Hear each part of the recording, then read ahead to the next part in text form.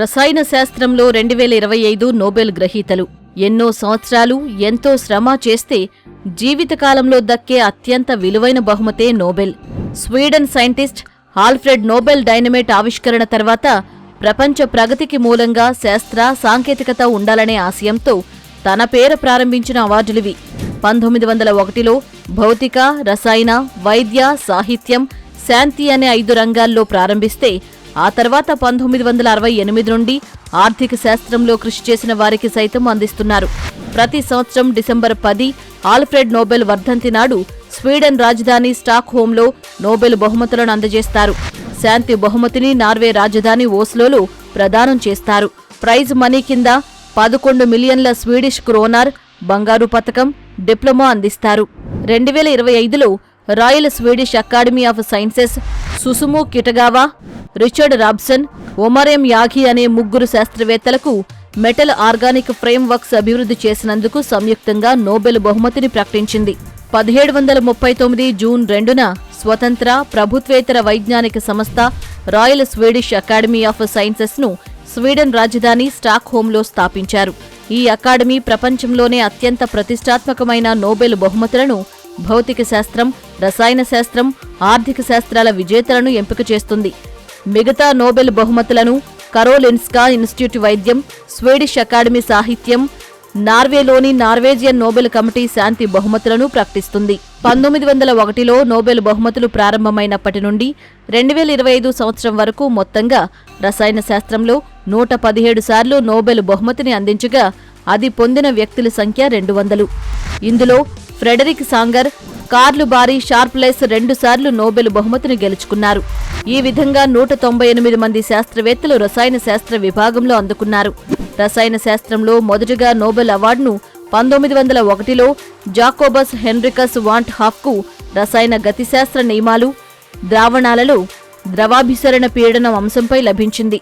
రసాయన శాస్త్రంలో నోబెల్ అవార్డును 35 ఏళ్లకే పొందిన అతి పిన్న వయస్కుడు ఫ్రెడరిక్ జోలియట్, 97 ఏళ్లకు పొందిన అతిపెద్ద వయస్కుడు జాన్ బి గుడెనెఫ్, భారత సంతతికి చెందిన వెంకట్రామన్ రామకృష్ణన్ రైబోసోమ్ నిర్మాణం, పనితీరుపై చేసిన పరిశోధనలకు 2009లో నోబెల్ బహుమతి లభించింది. 2025లో Royal Swedish Academy of Sciences Susumu Kitagawa, Richard Robson, Omar Yaghi అనే 3 శాస్త్రవేత్తలకు మెటల్ ఆర్గానిక్ ఫ్రేమ్ వర్క్స్ అభివృద్ధి చేసినందుకు సంయుక్తంగా నోబెల్ బహుమతిని ప్రకటించింది.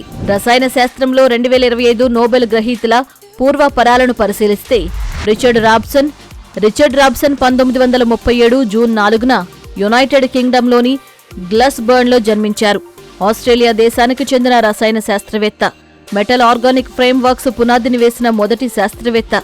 ఈయన 1989లోని లోహ అయాన్లను ఆర్గానిక్ అణువులతో కలిపి విశాలమైన అంతర్గత నిర్మాణాలు కలిగిన పదార్థాలను రూపొందించడానికి యూనివర్సిటీ ఆఫ్ మెల్బోర్న్లో పరిశోధనలు చేశారు. సుసుము కిటగావా 1951 జులై 4న జపాన్ దేశంలో జన్మించారు. ఈయన క్యోటో విశ్వవిద్యాలయంలో ప్రొఫెసర్గా మెటల్ ఆర్గానిక్ ఫ్రేమ్ వర్క్స్ లక్షణాలను ప్రదర్శించడంలో, వాటి సామర్థ్యాన్ని నిరూపించడంలో కీలక పాత్ర పోషించారు. ఒమర్ యాఘి 1965 ఫిబ్రవరి 9న అమ్మాన్, జోర్డాన్లో జన్మించారు. అమెరికా దేశానికి చెందిన రసాయన శాస్త్రవేత్త. యాఘి స్థిరమైన మెటల్ ఆర్గానిక్ ఫ్రేమ్ వర్క్స్లను అభివృద్ధి చేశారు.